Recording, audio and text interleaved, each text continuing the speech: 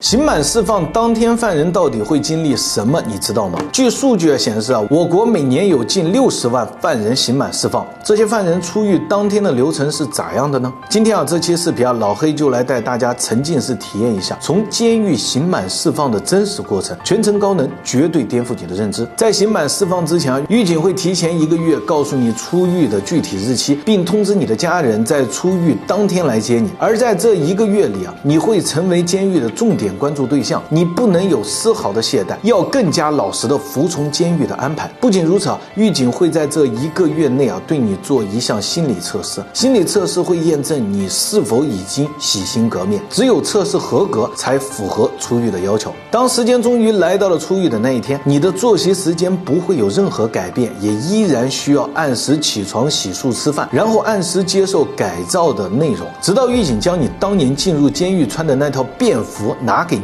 就意味着你可以换上衣服出狱。在出狱前还有最后一步，那就是填好狱警准备的各项资料，这些资料收录进全国刑满释放人员管理系统，也就是大家所知的档案。最后狱警会给你800块钱，300是监狱发放的，500是你在监狱里劳动所得。拿到这些钱，你终于离开了这个地方。那么刑满释放之后又会经历什么呢？刑满释放之后犯人会经历什么呢？有人出狱后能东山再起，成为亿万富翁，比如曾经因为高考交白卷而入狱15年的张铁生，出狱后逆袭成为亿万富翁。还有被称为浙江富姐传奇的吴胜明，在上世纪80年代因为非法走私而入狱18年，出狱已经72岁的吴胜明，靠着出众的经商头脑成为千万富翁。但并不是每一个刑满释放的犯人都能将人生过得这么如意。从监狱刑满释放的人在社会上是一个极其特殊的群体，即使出狱了，身上依然背负着犯罪的烙印，他们的档案是不会消失的。只不过刑满释放的人也分好几种类型，比如犯罪比较轻的就是轻刑犯，犯了杀人抢劫这种大罪就是重刑犯。轻刑犯顶多就是做个3-5年牢就出来了，在监狱待的时间不会太长，社会的变动也不会特别大，所以这种犯人刑满释放之后很快就会融入社会，生活也能更快步入正轨，基本上看起来跟普通人没有什么区别。但重刑犯的刑期一般都是10几年，出狱后社会已经翻天地覆，加上年龄的增加，根本无法跟社会融合，他们的生存问题极其艰难。有的犯人刑满释放后干脆重操旧业，继续干着违法犯罪的事儿，最后又被刑法制裁，重回牢狱生活。那么刑满释放的人要怎么做才能更快的被社会接受呢？强奸犯刑满释放成为带货主播，大量刑满释放的人员干上了直播行业，这是去年在网上闹得沸沸扬扬的一个现象。有网友刷抖音的时候发现，好几个刑满释放的人晒出来自己的出狱证明，然后开启了自己的直播之路，吸引了一大批粉丝为他们捧场。在直播里他们不断强调人为圣贤，孰人为过，出狱了为什么不能做主播？很多网友也觉得他们是在靠本事吃饭，不能因为他们坐过牢就看不起他们。然而有细心的网友发现，这些刑满释放的人员过去都曾经有过极其恶劣的罪行，其中有一位叫做天狼哥哥的男子